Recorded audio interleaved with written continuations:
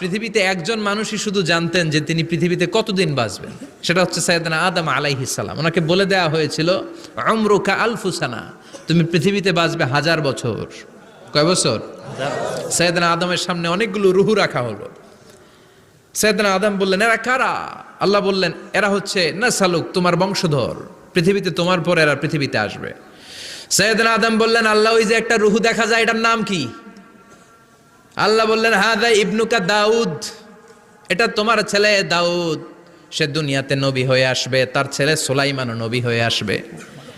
সাইয়েদনা আদম বললেন, মাবুদ, আমার ছেলে দাউদের কত বছর হায়াত আপনি দিয়েছেন? আল্লাহ বললেন, আরবাউনা সানা, মাত্র 40 বছর, 4 ইয়ার্স, 40 বছর তোমার ছেলেটা বাঁচবে। ও আল্লাহ, আমি বাঁচবো কয় বছর? তুমি বাঁচবা 1000 বছর। সুবহানাল্লাহ। সাইয়েদনা আদম বললেন, মাবুদ, এত ফুটফুটে সুন্দর আমার ছেলে দাউদ মাত্র